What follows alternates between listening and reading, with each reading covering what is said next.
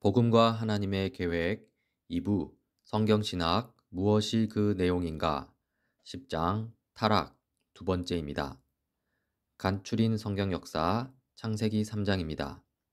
그 뱀이 하와로 하여금 하나님께 불순종하고 금지된 열매를 먹도록 설득하였습니다. 그녀는 그 열매를 따서 아담에게 주었고 그도 그것을 먹었습니다. 그러자 하나님께서는 그들에게 심판의 말씀을 가하셨고 그들을 그 동산에서 내보내셔서 마찬가지로 심판 아래 처하게 된 세상에서 살게 하셨습니다.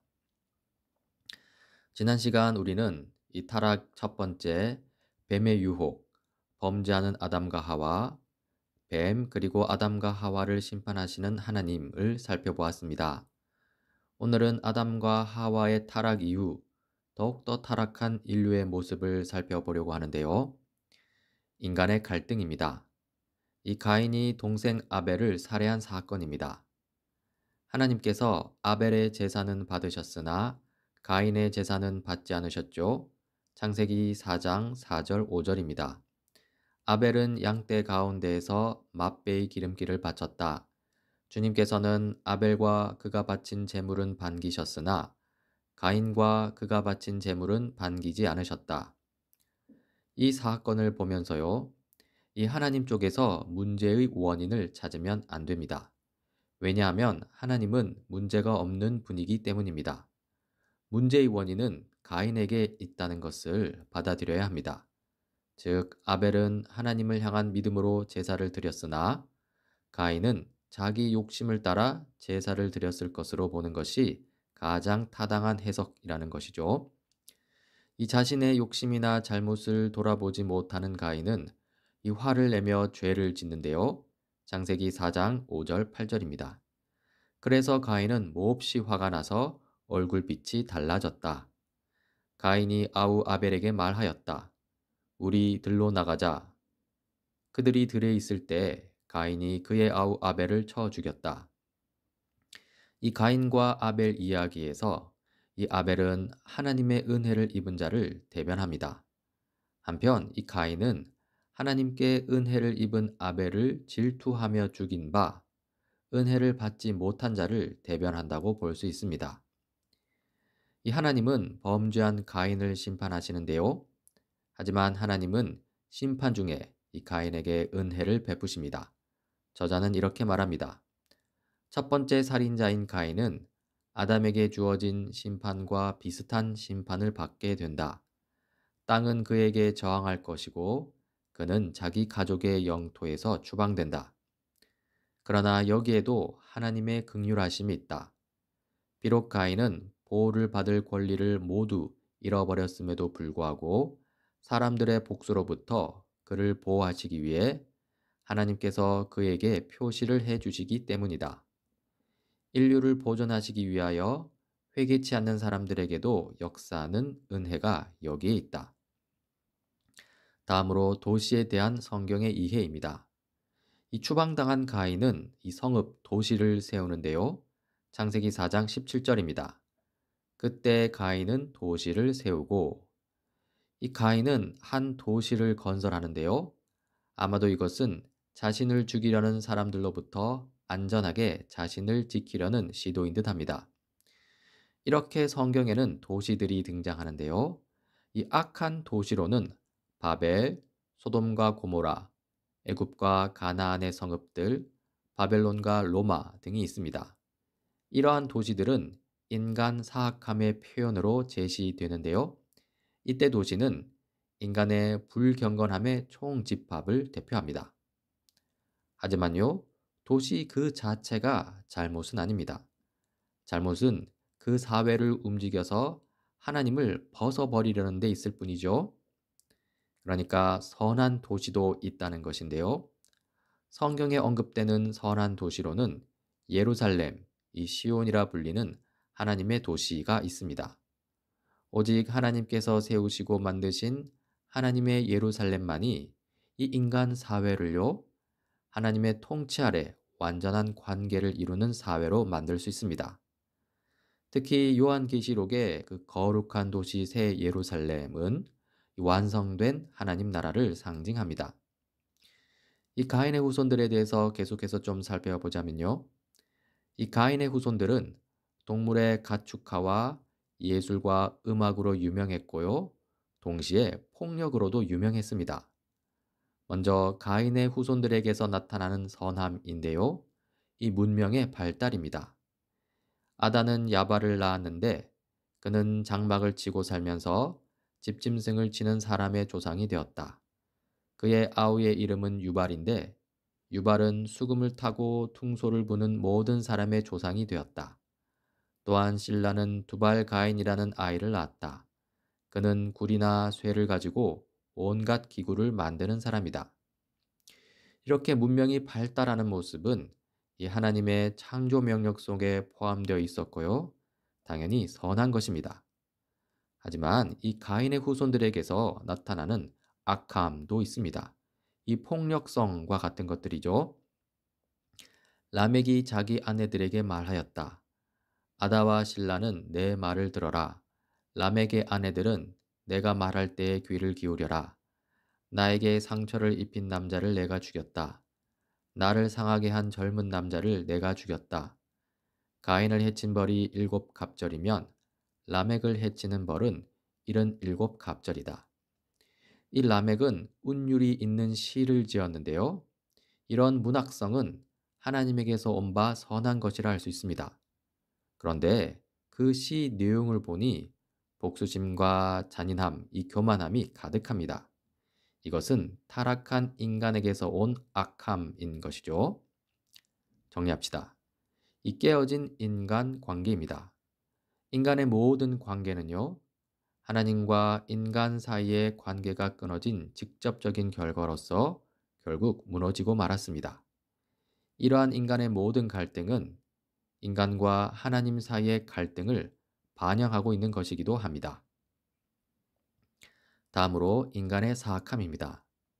인간 사회의 상태는요, 이 전방위적 타락 상태라고 할 수 있습니다. 주님께서는 사람의 죄악이 세상에 가득 차고 마음에 생각하는 모든 계획이 언제나 악한 것뿐임을 보시고서 땅 위에 사람 지으셨음을 후회하시며 마음 아파하셨다. 이 성경 구절을 보면요, 죄의 영향력이 하나님의 창조 세계 전체에 이르렀음을 볼 수 있습니다. 특히 창세기 3장 아담의 범죄 이후 땅은 너로 말미암아 저주를 받는다는 말씀도 있었죠. 하지만 이런 포괄적인 타락은요, 역시나 포괄적인 회복을 암시합니다. 예수 그리스도로 말미암아 회복되는 것은 창조 세계 전체라는 것이죠.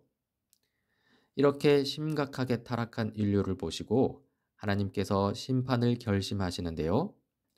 이 홍수 심판과 은혜를 입은 노아에 관한 이야기입니다. 주님께서는 탄식하셨다. 내가 창조한 것이지만 사람을 이 땅 위에서 쓸어버리겠다. 사람뿐 아니라 짐승과 땅 위를 기어다니는 것과 공중의 새까지 그렇게 하겠다. 그것들을 만든 것이 후회되는구나. 그러나 노아만은 주님께 은혜를 입었다. 이 대홍수 이야기, 노아 이야기에는요, 타락한 창조 세계 전체에 대한 심판이 있고요. 또 심판 가운데 임한 하나님의 구원이 있습니다. 먼저 이러한 홍수 심판의 신학적 의미를 생각해 볼 수 있는데요. 이 홍수 심판에 따른 죽음은 죄에 가해진 심판이며 그 심판은 실제한다는 것입니다. 이 극심한 타락 속에서 의로우신 하나님은 심판하십니다. 곧 심판은요, 하나님의 의로우심을 나타낸다는 것이죠. 한편 은혜를 입은 노아가 주는 의의도 있습니다. 이 하나님께서는 인류를 향한 자신의 은혜를 철회하신다는 것을 보여주시려고 홍수를 사용하신 것은 아니라는 것입니다. 왜냐하면 인간의 보존과 하나님을 위한 한 백성의 구원을 위해 노아를 남겨두셨기 때문입니다. 즉, 극심한 타락 상황 속에서 그런 타락에도 불구하고 하나님은 인간을 구원하신다는 것이죠. 정리합시다. 하나님의 심판입니다. 하나님의 심판은 아담과 하와를 향한 사형 선고와 에덴 동산 추방 사건 이후에 계속 나타납니다. 그런데 성경 역사에 나오는 이런 심판들은 마지막 심판을 예시하는 것이고요. 또한 하나님께서 우리를 구원해 내시는 그 상황이 아주 극심한 타락 상황임을 보여주는 것입니다. 마지막으로 하나님 나라와 타락입니다. 이 하나님 나라의 의의인데요. 하나님 나라를 향한 이 하나님의 궁극적인 목적은 하나님께서 자신의 사랑을 이 타락한 세상에서 거두시지 않으리라는 것을 보여준다는 것입니다. 이 타락한 세상 나라라고 했는데요. 인간의 죄는 하나님과 창조 세계 사이, 그리고 창조 세계 안의 모든 관계들 사이에 혼란과 갈등, 고통을 가져다 주었습니다. 이렇게 타락한 세상 나라는요, 인간의 자기 중심성 속에서 하나님을 반역하는 나라입니다. 그러나 하나님은 포기하지 않으십니다. 하나님은 여전히 절대 주권자이시고요. 그러므로 인간의 반역은 결코 하나님의 궁극적인 목적을 훼손할 수 없습니다. 결국 하나님 나라는 회복된다는 것이죠. 실로 하나님 나라는 그분의 백성을 다스리시는 하나님의 통치를 의미하고요. 그 나라에서는 모든 관계가 완전히 회복되어 샬롬을 누리게 됩니다. 이러한 하나님 나라 관점에서 구원의 의미를 생각해 볼 수 있는데요. 구원은 타락한 세상 나라를 하나님 나라로 회복시킨다는 것입니다. 왜냐하면 구원은요, 모든 깨어진 관계들을 올바른 관계로 되돌려 놓으시는 하나님의 일이기 때문입니다.